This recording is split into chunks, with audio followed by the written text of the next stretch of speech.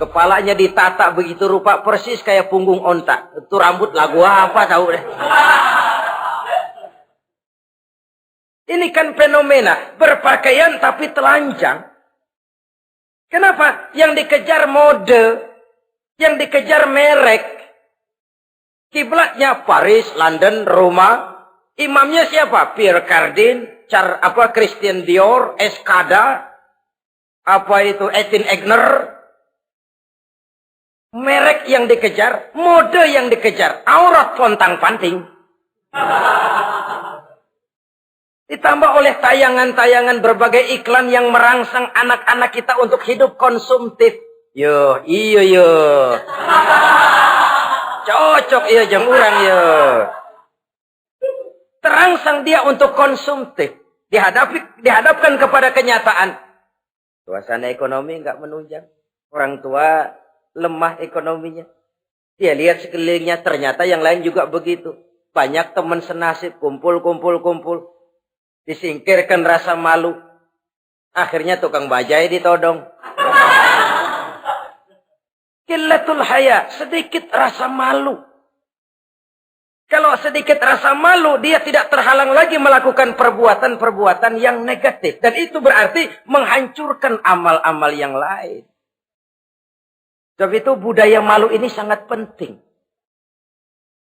Coba kalau dia hinggap di hati seorang pejabat. Pejabat yang punya rasa malu, Masya Allah, membawa manfaat yang besar buat rakyatnya. Contoh saja ya, di Jepang itu ada Perdana Menteri Hosokawa, saudara-saudara dengar. Baru 8 bulan jadi Perdana Menteri. Dia dijuluki Mr. Clean, Mr. Bersih. Diisukan terlibat skandal, cuma 4-6 miliar rupiah. Itu pun buat kampanye kemenangan partainya. Diisukan begitu rupa, malu Hosokawa. Malu mengundurkan diri, baru 8 bulan jadi Perdana Menteri. Mundur, malu. Padahal Hosokawa nggak kenal ketuhanan yang Maha Esa. Nggak kenal. Tapi budaya malunya luar biasa. Nah kalau sudah pejabat nggak punya malu. Habis. Kan sekarang umpamanya nih. Ada impres desa tertinggal. Disunatin. Sampai marah betul itu Bapak. Para pimpinan negara kita itu. Tidak ada maaf bagi pejabat yang nyunatin identitas. Kenapa? Kan tipis rasa malu. Turun dari atas sunatin. Turun ke bawah sunatin. Turun ke bawah sunatin lagi. Nyampe bawah tetelan doang dikit banget. Kebanyakan tukang sunat. Saudara-saudara. Budaya malu yang nipis. Orang kaya kalau punya budaya malu. Bawa rahmat bagi lingkungannya. Ulama kalau punya rasa malu. Nggak jual ayat menghalalkan yang haram, mengharamkan yang halal. Bagaimana Kiai? Haram. Karena belum dapat bagian. Begitu dapat jatah, haram dikit dah. Kiamat umat kalau sudah kayak begini. Budaya malu di segala strata sekarang ini menipis. Dan itu tentu berangkat dari kualitas keimanan. Ini yang perlu dipompa ke permukaan. Dan dilematis memang sering terjadi. Satu contoh, pada satu sisi kita menggalakkan proyek pariwisata. It's okay, kita perlu devisa. Tapi pada sisi lain kita harus menjaga nilai-nilai luhur dari budaya bangsa kita. Jangan sampai kemasukan wisata mancanegara, lalu budaya mereka yang tidak sesuai juga ikut kita serap. Bule masuk ke Indonesia, pakaian seenaknya, dia mau udah pantas aja udah. Perempuan ayab-ayaban ke pasar pakai kutang doang, bule pantas aja. Bocah kita ayab-ayaban ke pasar pakai kos kutang, perempuan mana panok melulu.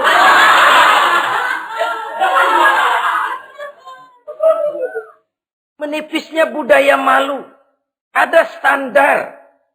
Bahwa mode, hal kedua. Merek apalagi. Yang pertama itu menutup aurat. Dari sisi berpakaian saja. Kalau anak-anak kita diracuni oleh yang namanya mode. Diracuni oleh yang namanya merek. Dia akan terbuai hidup dalam alam kepalsuan. Sekarang ini hidung pesek bisa dibikin mancung. kulit keriput jadi kencang. Operasi plastik. Pada sisi lain pengaruh duit juga luar biasa. Ya aki-aki keriput kalau habis gusuran kencang lagi. Pasaran keras lagi. Oleh sebab itu budaya malu ini perlu kita kembangkan. Supaya di semua strata sosial memiliki budaya yang namanya malu.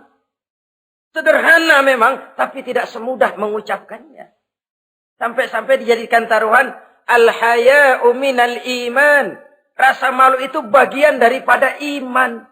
Dan malu yang tertinggi, kalau sudah punya malu kepada Allah, itu puncak. Puncaknya di situ. Kalau cuma malu sama mertua, ngaling aja dikit, dia kagak tahu deh. Kalau cuma malu kepada petugas keamanan, terlalu banyak tempat yang mereka nggak lihat. Tapi kalau sudah budaya malu kepada Allah, tidak sejengkal tanah pun terhalang dari pengetahuan Allah. Ini nantinya juga punya pengaruh sosial. Sosial kontrol sekarang juga sudah renggang. Dulu kalau ada hal yang dianggap aib, satu kampung tahu. Malunya selebar awak. Sekarang budaya hidup sudah individualis. Tetangga mau apa kayak cuek aja udah. Akhirnya orang anteng. Lah nggak apa-apa ini dah tenang aja dah besok begitu aja lagi. Sosial kontrol juga sudah agak renggang sekarang ini. Kalau dulu orang punya rasa sosial kontrol yang begitu dekat. Oleh sebab itu budaya malu merupakan bagian daripada iman. Orang yang sedikit rasa malunya bisa lepas kontrol. Kalau dia sudah lepas kontrol, dia bisa melakukan hal-hal yang merusak amal perbuatannya sendiri.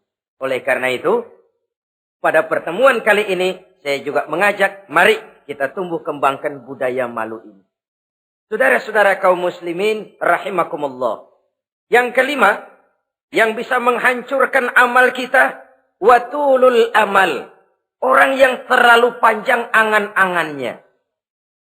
Hidup dalam bayangan. Kakinya tercabut dari alam realitas. Mengharap burung terbang tinggi, tapi punai di tangan cepat-cepat dilepas. Akhirnya burung di tangan terlepas, punai juga tidak datang. Terlalu panjang angan-angan. Hidup cuma nunggu keajaiban. Yang diwiridin jikalau. Orang sudah kemana-mana dia masih anteng. Jikalau andai kata umpama misalnya. Islam bukan agama orang pemalas yang selesai sholat lalu berpangku tangan. Ada orang yang cuma sujud saja rezekinya mengalir. Ada. Ada orang yang cuma munajat di keheningan malam. Rezekinya mengucur. Ada. Tapi kan bukan kelas kita. Itu kelas antara dia dengan Allah tidak ada jarak lagi. Orang-orang yang batinnya bersih.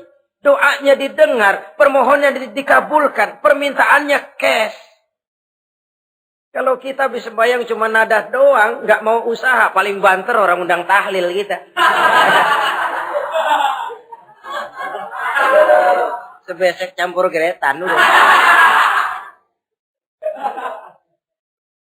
Kita ini tahap yang bekerja, berusaha, berdoa, tawakal.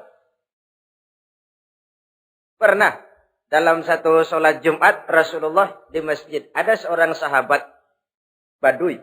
Datang dari pedalaman mau sholat Jumat. Turun dari onta cepat-cepat masuk ke masjid. Ditegur oleh Rasul. Ontamu sudah kamu ikat? Belum ya Rasul. Kenapa? Saya tawakal kepada Allah. Marah Rasul. Keluar. Ikat ontamu. Masuk lagi ke masjid. Baru tawakal. Sederhana sekali. Tapi inilah gambaran kehidupan. Ikat ontamu baik-baik. Baru tawakal. Kalau nggak diikat. Udah tawakal. Terus hilang. Tawakalnya salah. Sudah diikat rapi-rapi. Masih hilang juga. Nah tawakalnya benar. Sudah usaha. Sudah ikhtiar. Toh hilang juga. Gambarannya sederhana. Ikat ontamu baik-baik. Lalu masuk ke masjid. Barulah engkau bertawakal. Jangan onta dibiarin keliaran. Lalu tawakal. Tawakalnya yang salah. Saudara-saudara kaum muslimin. Rahimakumullah. Islam mengajarkan keseimbangan. Kita wajib berusaha. Tapi tidak wajib untuk berhasil. Hasil itu hak prerogatifnya Allah. Berusahalah sebagaimana harusnya di satu sisi, tapi minta tolonglah kepada Allah di sisi lain. Ada keseimbangan. Orang yang terlalu panjang angan-angannya biasanya malas bekerja. Terangsang ngejar kerjaan yang gede, yang kecil kagak dikerjain. Akhirnya yang kecil lewat, yang gede kagak datang. Padahal rezeki itu kan yang penting mudawamahnya ya, rutinnya. Biar banyak tapi begitu sekali datang banyak, begitu stok 10 tahun kagak datang terus. Sengsara juga. Yang penting mudawamah, kontinunya itu. Biarin duit sih banyak, asal rutin aja. Gak apa-apa.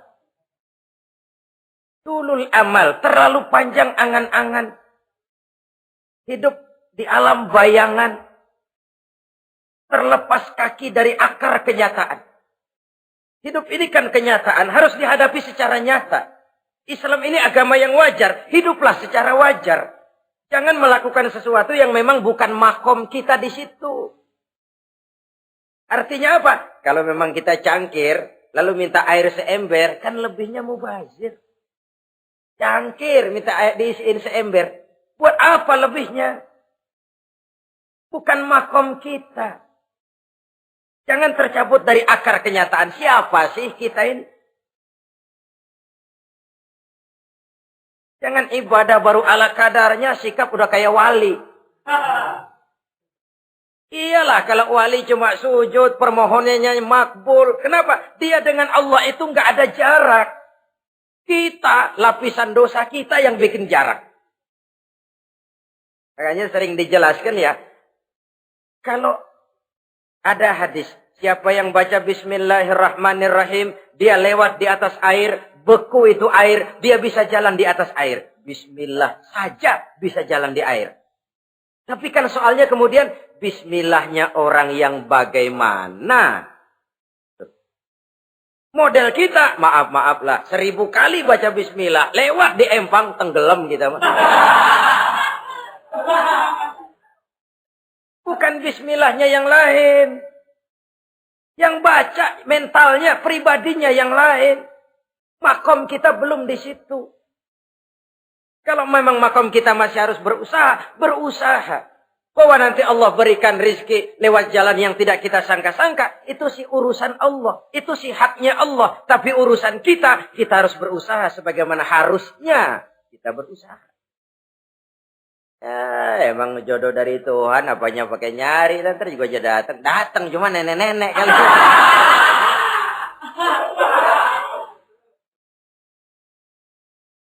Bekerja, berusaha. Jangan terlalu panjang angan-angan. Hiduplah secara nyata, apa adanya, yang wajar-wajar saja.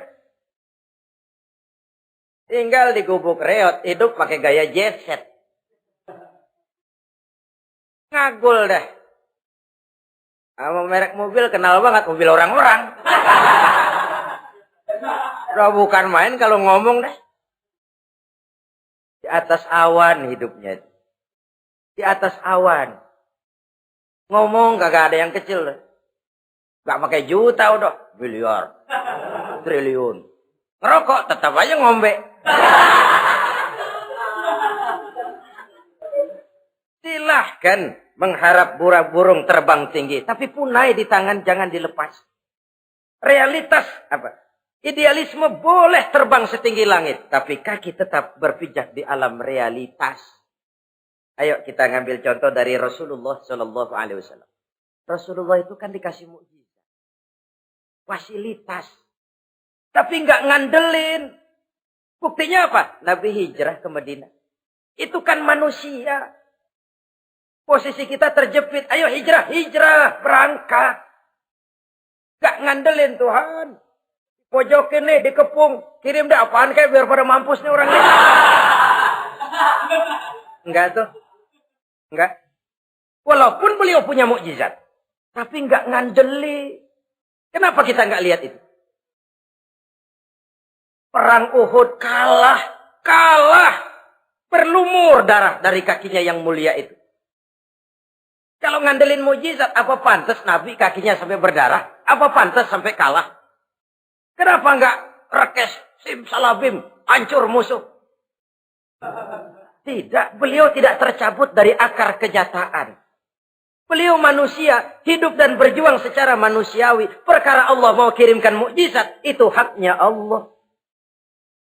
Waktu di Taif, saudara masih ingat. Dilontari dengan batu, menghindar ke kebun anggur. Turun malaikat Jibril, Muhammad, innallaha amaroni an uti'ak. Allah perintahkan saya datang menemuimu di sini untuk mendengar komandomu. Sekarang apa mau kamu? Kalau mau kau orang Taif yang melontari kau dengan batu hancur, saat ini saya angkat Jabal Uhud. Saya timpakan mereka biar mati semua. Bagaimana? Dalam keadaan terpojok, dilemparin batu, dikeroyokin, menghindar ke kebun anggur. Turun Jibril nawarin bantuan. Apa jawab Nabi? Jangan Jibril. Jangan. Saya diutus bukan buat ngancurin orang. Saya ini rahmah bagi alam. Tapi kamu disambitin. Biarin. Saya berjuang jangka panjang Jibril. Kalau sekarang mereka ingkar, barangkali nanti anak-anaknya mau beriman. Saya tungguin anak. Kalau anaknya kafir lagi Muhammad, cucunya. Oh susah Muhammad, susah. Kenapa? Bagaimana bapak, begitu anak. Gak begitu. Lalu mau kamu apa? Saya mendoakan mereka. Allahumma hdi qaumi fa innahum la ya'lamun. Ya Allah, berikan hidayah kepada mereka yang nyambitin saya. Karena mereka enggak tahu. Disambitin, berdarah, yang nyambitin didoakan. Pada satu sisi ini menunjukkan tingginya akhlak Nabi. Pada sisi lain ini menunjukkan Nabi juga mengatur strategi secara manusia. Tidak simsalabim. Tidak tercabut dari akar kenyataan. Padahal kita kalau lagi kepepet ada yang nolongin, kan demen banget. Kali mah kalau kita yang jadi Nabi tuh. Disambitin orang, turun Jibril. Bagaimana hancurin? Sikat Jibril dah. Habisin aja, habisin. Hijrah ini usaha ikhtiar manusiawi. Perang kalah manusiawi. Putra tercinta wafat, berlinang air mata, manusiawi. Sakit, manusiawi. Padahal punya mukjizat. Tapi nggak ngandelin. Semua nabi juga gitu. Nabi Musa dikasih tongkat. Tapi berapa kali tuh tongkat dipakai? Waktu ngelawan tukang sihir. Waktu nyebrang di Lautan Merah. Itu aja. Selebihnya Nabi Musa berjuang secara manusia. Berusaha. Gak mentang-mentang punya mukjizat tongkat. Tiap dapat kesulitan. Awas tongkat.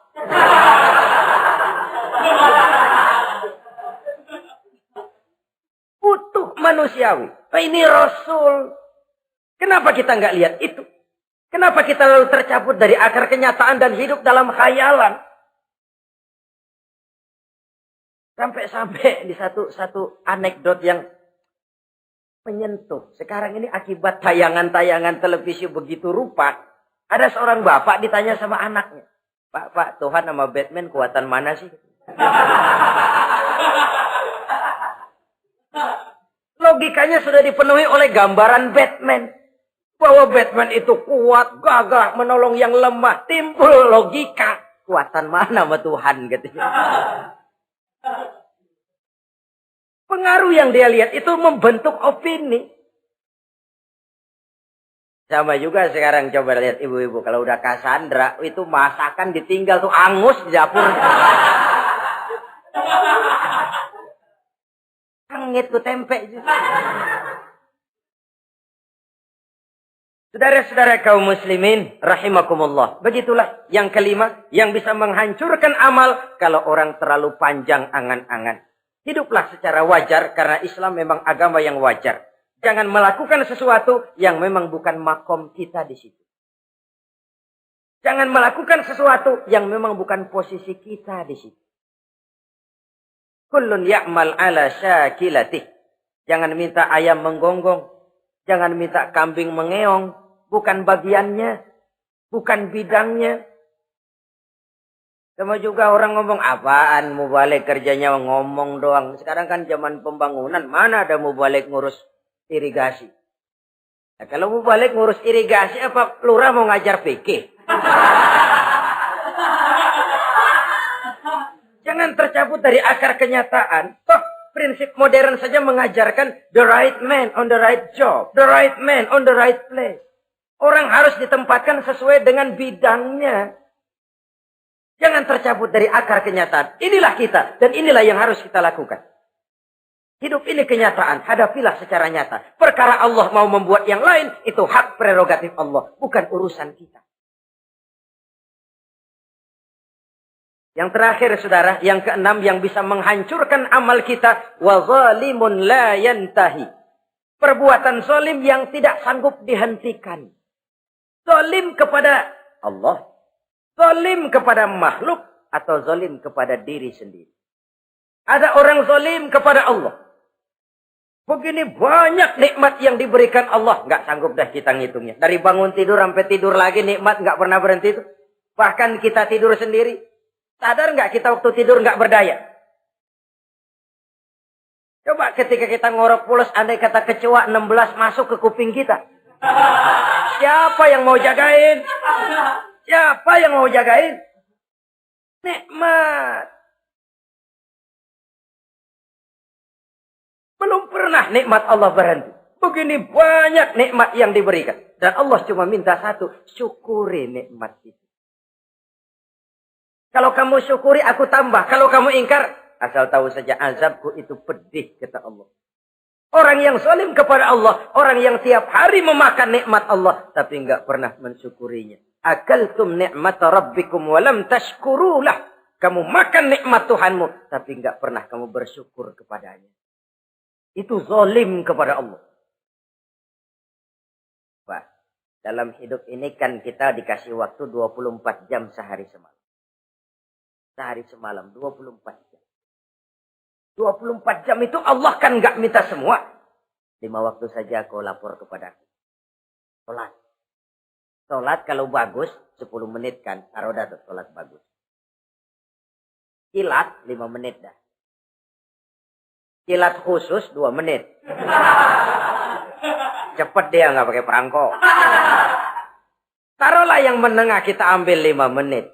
Kalau 5 waktu, 5 kali 25, 5 kali 5 berarti 25 menit untuk lapor.